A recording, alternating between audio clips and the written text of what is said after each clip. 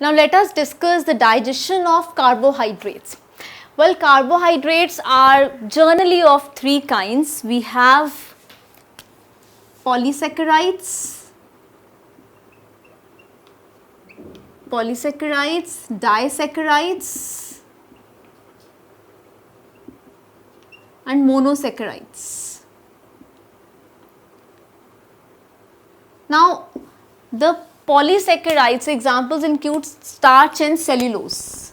Starch and cellulose are what? They are polysaccharides. And in case of disaccharides, you can include cane sugar, maltose, right? And monosaccharide, simplest monosaccharide, that is your glucose. So the carbohydrates are generally of three types, that is polysaccharides, disaccharides and monosaccharides. Now what actually is important in terms of digestion, we need to convert this polysaccharides and disaccharides into what? Monosaccharides. Means we need to convert these polymers into monomers, right, into single units. So how this is done? Digestion of carbohydrates take place in the oral cavity and in the small intestine. Let's discuss first about the oral cavity. Now in oral cavity we have saliva. The food is actually mixed with saliva, and in the saliva we have very important enzyme, that is salivary amylase. Now this salivary amylase, it actually converts starch into maltose, isomaltose and small units, that is alpha dextrins. So what is the function of salivary amylase in the oral cavity? It converts starch into maltose, isomaltose and alpha dextrin. So this is very important enzyme, that is salivary amylase. Why? Because 30% of your carbohydrate digestion takes place in the oral cavity, in your mouth. 30% of the carbohydrate digestion takes place where? In your oral cavity, that is your mouth. Now with the salivary amylase, there is one enzyme, that is lysozyme. Now this lysozyme is actually antibacterial. So it is going to kill the microbial flora that is going to enter in your mouth with the food. So this also needs to be done, right? Because if you are going to take food and it's going to take many microbes with it, then you can get severe infections. So this lysozyme is antibacterial. It is going to kill the microbial flora present in the food that can go along with food in your body. Next, as you can see here, for the functioning of the salivary amylase, we need to have pH, that is 6.8. So who actually neutralize the excess pH or stabilizes it? We have bicarbonate ions. Bicarbonate ions actually neutralize the excess pH, or they actually make this pH 6.8, which is quite suitable for this salivary amylase to function properly. So bicarbonate ions actually neutralize the pH, the excess pH. And then we also have, I told you, this lysozyme, which is antibacterial, is going to help prevent infections that could result with the microbial flora that goes inside your body with food. Now remember that in the oral cavity, starch is converted into what? Maltose, isomaltose and smaller dextrins, that is alpha dextrins, right? Now moving on to the digestion in the small intestine. Well, in the small intestine, remember, this is stimulated by the stimulus that is received from the 10th cranial nerve. There is 10th cranial nerve, which we call as vagus. Now what happens by receiving the stimulus, the 10th cranial nerve and the vagus, plus we have secretin. This secretin is a hormone. Now both of them, the 10th cranial nerve and the secretin, they are going to initiate the release of a watery alkaline fluid from the Brunner's gland. From the Brunner's gland. So the 10th cranial nerve, that is vagus, and the secretin, which is a hormone, they are going to initiate the secretion, which is actually watery alkaline secretion, mucoid. It has mucus. From what? From the Brunner's gland. They are located in the epithelium of the small intestine, right? Now what happens? The secretion that is there, it is actually enzyme free. It is viscous, mucoid and watery fluid. It is viscous, mucoid, watery fluid, and remember that it is enzyme free. Now this is the secretion that is there from the Brunner's gland. The mucus is secreted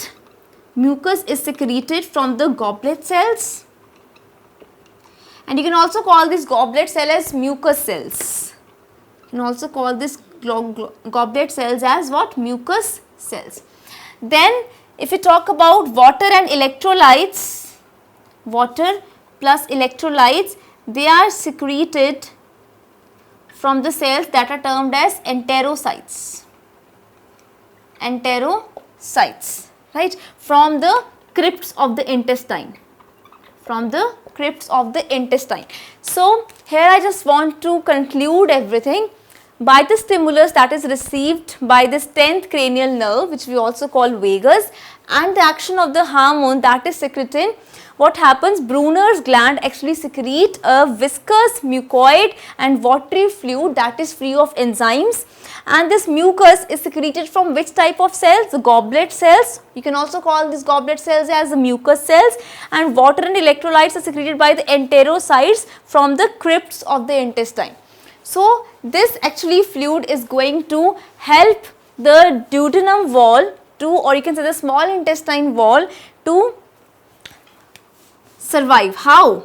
Well, because the food that is going to reach in the small intestine, it could be quite acidic, because it is going to come from the stomach. So many gastric juices are going to act upon it, and it could be quite acidic. So the acidic pH of the food can actually spoil the walls of the intestine, can lead to the inflammation of the walls of the intestine. So this mucus actually, it is going to protect the wall of the intestine, right? It is going to protect the wall of the intestine.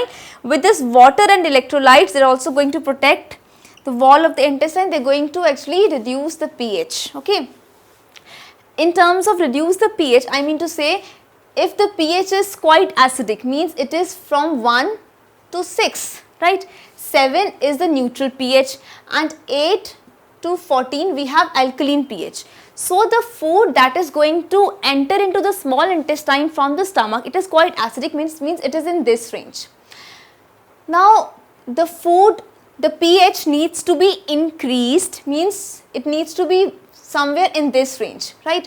So to actually neutralize this, to actually do this, we have this secretion from the Brunner's gland that is alkaline in nature, right?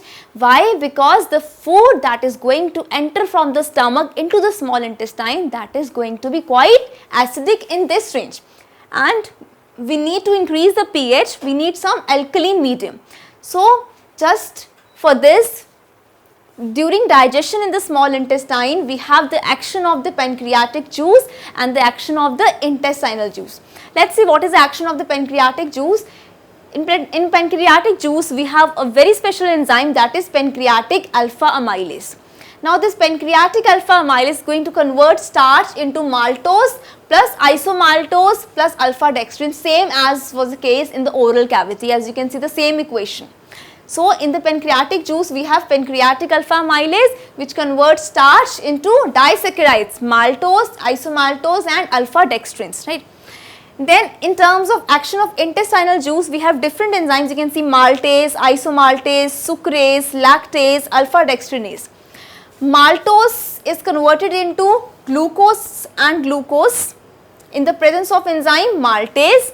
Isomaltase is converted into glucose and glucose in the presence of enzyme isomaltase. Sucrose is converted into glucose and fructose in the presence of enzyme sucrase. Lactose is converted into glucose and galactose in the presence of enzyme lactase. And alpha dextrins are converted into glucose in the presence of enzyme, that is alpha dextrinase.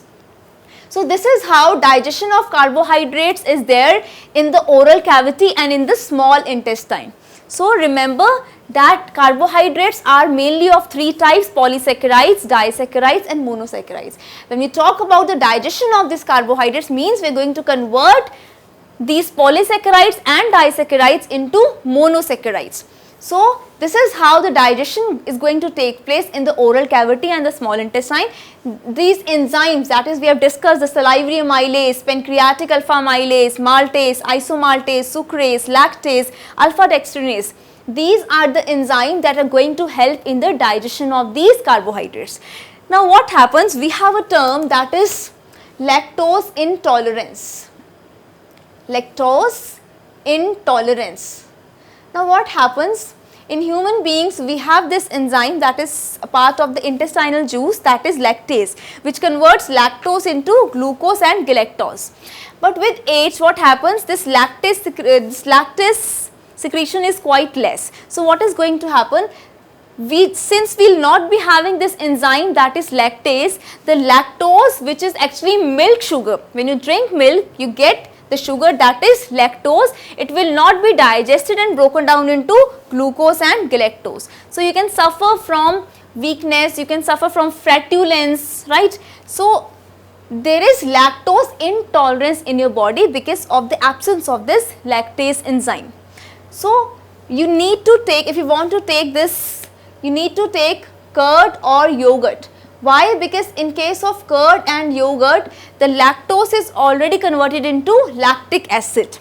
This lactose, milk sugar, is converted into already lactic acid, which can be digested quite easily.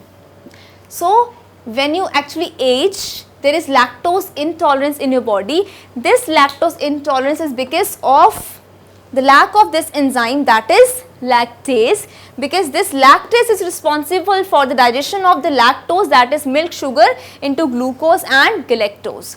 So you are actually lactose intolerant if you don't have this enzyme that is functioning well. In that case, you need to take curd or yogurt because they contain lactic acid, in which this lactose is already fermented into lactic acid by the lactic acid bacteria. So this was all about the digestion of carbohydrates in the human body. Remember that it takes place in the oral cavity and in the small intestine, where finally we get the monosaccharide, that is glucose.